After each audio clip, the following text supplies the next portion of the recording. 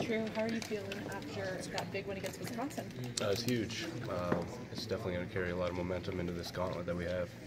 And then going into the Michigan State game and state rivalry, what's the mood in the locker room right now? We really haven't met as a team yet. Mondays is the day we go over film, and then we do our team scout. So we'll see. We called it a gauntlet. Describe the rivalry between these two teams. It's in state. We got a lot of guys on our team that are from the state and have been living this rivalry, going to the game, watching the game. They've lived it just as much as I have, and we'll be ready for it. What is this like? Like you said, you live it. You grow up in Michigan, and you're one way or the other. Now you get to play in it. Is that a little bit surreal for you? It's crazy growing up. Just going to school, seeing the green and white and maize and blue, walking through the hallways, and now having the chance to play in it. It's crazy. What's your favorite memory? Do you have any from any certain game or anything? No, I mean, hopefully I can make my own memories in this game. What have you seen out of their defense? We haven't done much scouting yet. This is the big week for it, so I mean, we'll know more and more as the week goes on. As the weeks continue to go on, I mean, how would you best describe what your guys' offense is right now? I mean, are you feeling comfortable, or how have you grown as an offense in the 6 games? I just think our confidence is growing. Every position group is just getting better and better each week. Everybody's trusting each other more. New guys that are filling in positions are getting more comfortable. It's all around. Coach also mentioned that too, trust with Patterson. You guys really trust him right now. What is he doing that you think maybe he's growing into the offense, or maybe how is he growing into the offense? He's just week by week he's becoming more comfortable with everybody in the group. I mean, he is the new guy in the offense, and it's just each week, each game, each week of practice, he's getting more comfortable, and I mean, we can see that in each game. A lot of the guys after the game on Saturday said that you guys control your own destiny. Karan actually said that if you guys win out, you're most likely in. So do you feel pressure to kind of win out, or do you have any pressure knowing that you guys are the ones controlling your own destiny? I mean, I just think that if we take it week by week and not look past the game at hand, I think we'll be all right. And that's about it. Just take it week by week. True, you got a lot of attention after that Maryland game with the block on the linebacker and defensive end. How much were the guys talking about that internally? I mean, I didn't really. Some guys came up to me, talked about it. I saw some guys retweeted it, but like, it was just a good play, and they acknowledged it, and I just did what I was supposed to do that play. Jay said you have the contact courage. You're not afraid of anything except for your pet snake. He did tell me about that.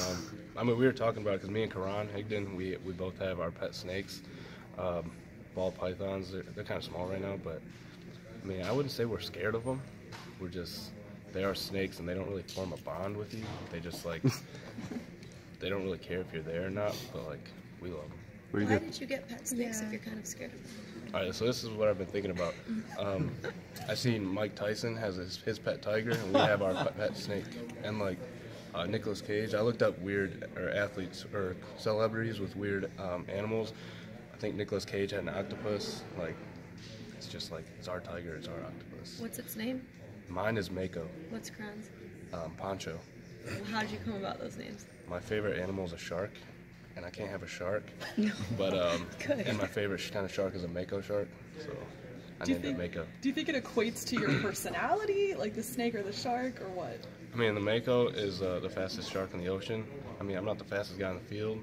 I try to be, so yeah. Where does the contact courage, like Jay was talking about, where does that come from? He said you just came in naturally tough. I mean, if you're not gonna, like, if you see that guy coming and you're fearful of him, like, he can sense that. He can see what your body language is like. That's just another advantage he has to beat you. And if you come up there, fill the hole, it's just protecting Shea.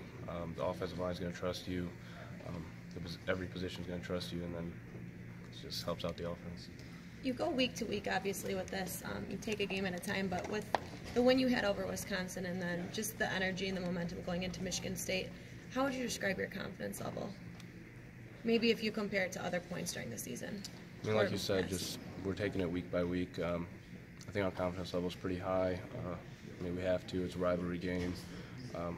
But at the same time, we got to approach this like every other game, because we've been saying if we're changing something up, then we've been doing it wrong all along. So we just got to approach this like any other game. What have you seen out of your O-line? I know they've made a lot of strides to get better this season.